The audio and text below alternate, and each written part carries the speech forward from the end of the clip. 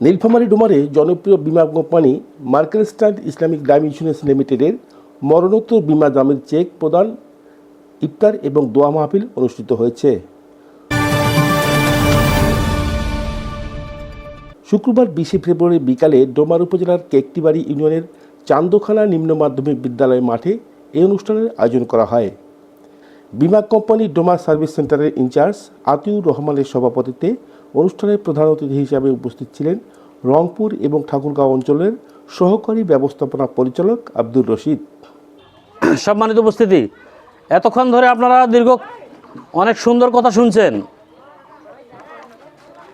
তো যিনি এখানে মারা গিয়েছেন ওনার নমিনি আসছে কি এখানে? আপনি যাক। তো উনি বিমা করছে অনেক ছোট বিমা, বড় বিমা করে নাই। কি বিমা করছে? ছোট বিমা। তা সেই হিসাবে ওনার যেটা প্রাপ্য সেটা বুঝিয়ে দেওয়ার জন্য আমরা এখানে এসেছি।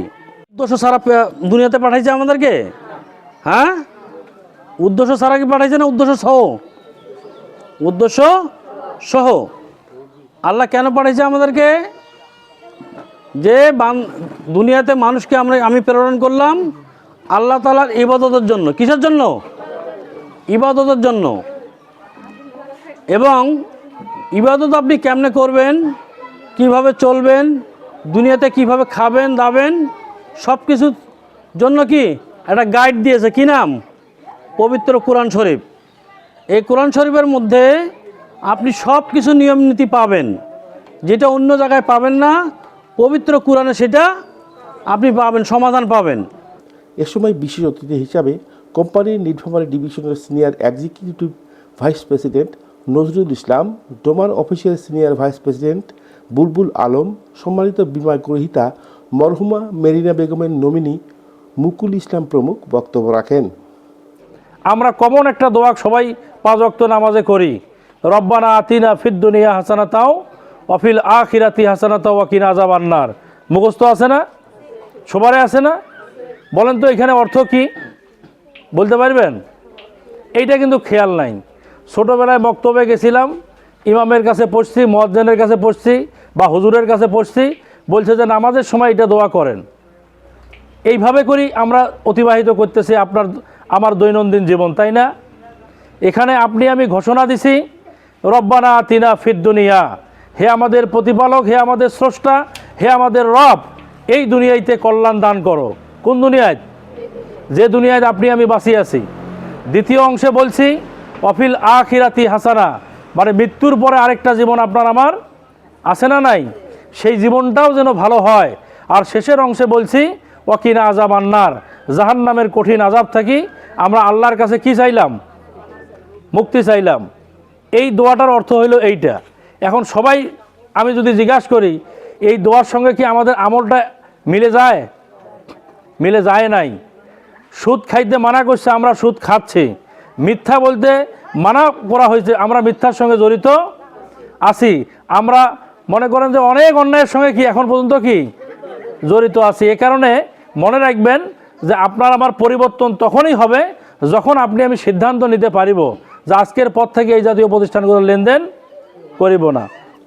উক্ত অনুষ্ঠানে বিমা গ্রাহক সহ এলাকার গণ্যমান্য ব্যক্তিবর্গ উপস্থিত ছিলেন। সহকারী ব্যবস্থাপনা পরিচালক আব্দুর রশিদ জানান, সম্মানিত বিমা গ্রহীতা মরহুমা মেরিনা বেগম মাত্র 3টি বিমার কিস্তি দিয়ে মৃত্যুবরণ করেন। আজ আনুষ্ঠানিকভাবে মেরিনা বেগমের নমিনি তার স্বামী মুকুল ইসলামের হাতে স্ত্রীর মৃত্যু দাবি চেকের 82,781 টাকা চেক প্রদান করা হচ্ছে।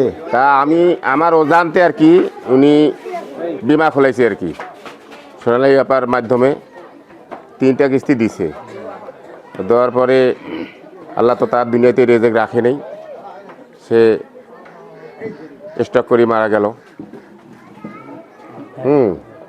তারপরে তো আমি জানতে পারলাম এই সমস্যা, বিমা করছে সোনালী ব্যাপার মাধ্যমে। আমার খালু কই ডাকায়, খালু বিমা করছে, খালা বিমা করছে, তোমরা তো টাকা পাবেন, একটু যোগাযোগ করেন অফিসে। তা আমি আমার ম্যানেজার সাহেবের সঙ্গে একটু যোগাযোগ করছি। অবশ্য প্রথমে বলছে একটু ডিবল হয়েছিল, অবশ্য একটা কিস্তি না পাওয়ার কথা ছিল। তারপরে উনি অবশ্য সহযোগিতা করে অফিসের মাধ্যমে একটু ওইটা টাকাটা আবার আমাকে প্রদান করবে আজকে।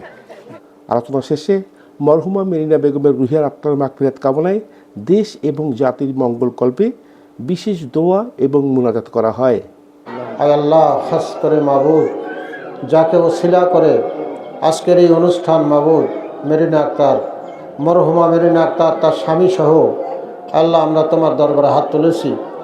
আয় আল্লাহ, প্রধান কার্যালয় থেকে স্যার এসেছেন। আল্লাহ, আয় আল্লাহ তাআলা, আমরা সবাই তোর রুহের মাগফিরাত কামনা করে তোমার দরবারে প্রার্থনা করছি।